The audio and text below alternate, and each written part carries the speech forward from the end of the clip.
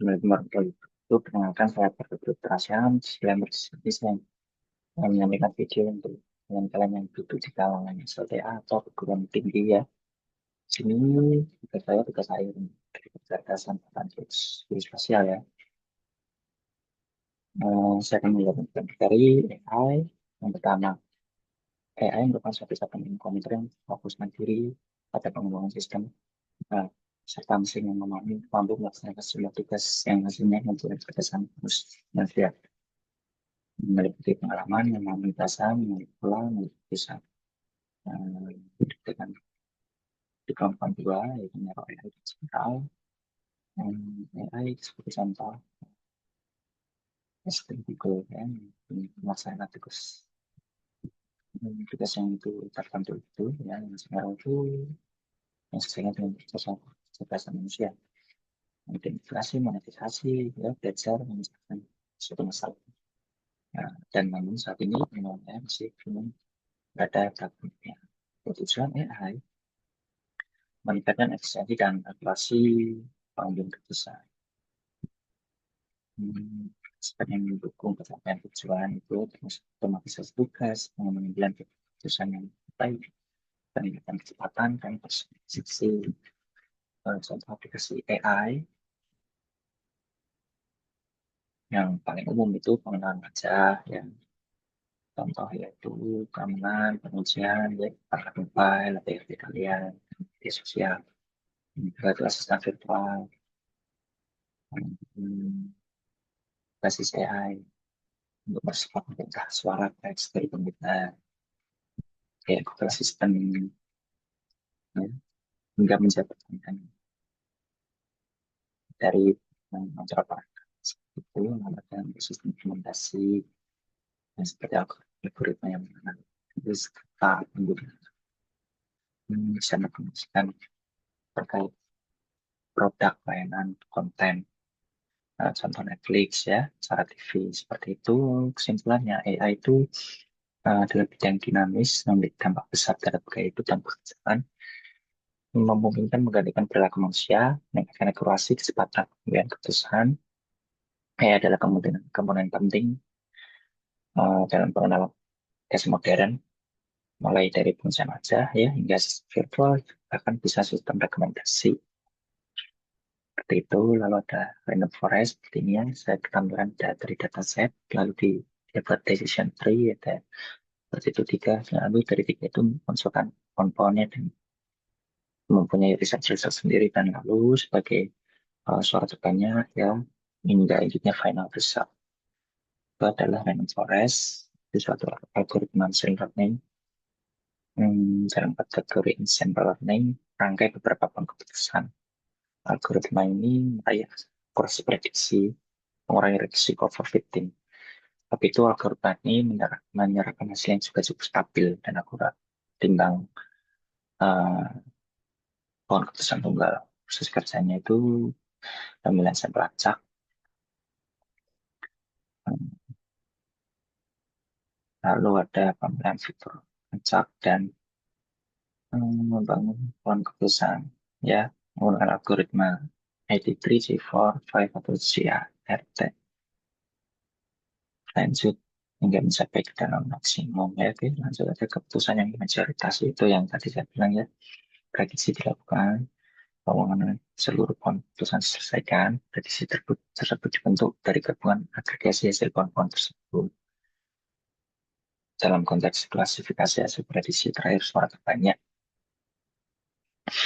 dapat ini lebih efektif sekaligus meningkatkan akurasi prediksi ya. Untuk kelebihannya ya, kelebihan rainforest itu satu, mengatasi overfitting dengan menggabungkan banyaknya pohon, mampu mengurangi risiko overfitting yang dihadapi pohon tunggal ya, seperti itu. Dua, stabil dan konsisten dalam prediksi.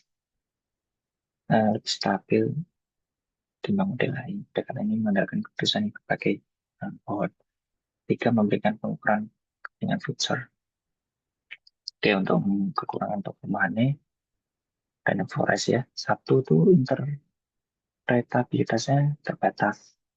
Meskipun algoritmanya yang akurasi tinggi ya, eh, Rainforest dianggap sebagai kota hitam. Hal ini menyulitkan pengguna untuk memahami dan menjelaskan bagaimana keputusan yang diambil. Berbeda sama pohon tunggal yang lebih mudah. Dua memerlukan pengaturan perencanaan yang cermat. Terus tiga kesulitan menangani data yang berdimensi tinggi. Masuk untuk kesimpulannya, sebagai algoritma singkat yang tangguh dan selalu berguna, Rainforest adalah metode yang sangat berguna dengan banyak kasus penggunaan potensial di mana dengan akurasi tinggi diperlukan. Rainforest menggabungkan beberapa keputusan, meningkatkan akurasi prediksi dan stabilitas. Dalam pemahaman atas cara kerjanya, beserta kelebihan dan kekurangannya, kita dapat memanfaatkan algoritma ini untuk klasifikasi tugas-tugas berbagai aplikasi, mulai kesehatan, keuangan, lingkungan, dan banyak lagi. Masuk materi ketiga yaitu aplikasi machine learning Rainforest dalam bidang geospasial, yaitu satu, pengumpulan data geospasial. Sebagai pengumpulan data meliputi citra satelit, ya, ada Landsat, Sentinel, ya, lalu sensor, lalu untuk survei lapangan, ya, data yang melalui observasi langsung di lapangan. Lalu untuk processing, langkah-langkah processing yang memastikan kualitas data yang baik, pemeriksaan data, normalisasi, dan transformasi. Lalu masuk ke pengklasifikasian Rainforest untuk mengklasifikasikan data spasial berdasar fitur yang tersedia. Contoh, pengenalan jenis tutupan lahan, pengklasifikasian penggunaan lahan. Ya, di sini untuk tutupan lahan itu seperti hutan, pertanian, perairan, pengembangan, dan seperti itu. Untuk pengklasifikasian ya, menentukan cara jalan seperti pertanian industri atau perumahan. Kedua bisa visualisasi hasilnya sebagai peta klasifikasi. Oke. Peta tutupan lahan menunjukkan klasifikasinya sebagai hutan, pertanian, atau area terbangun. Lalu data penggunaan lahan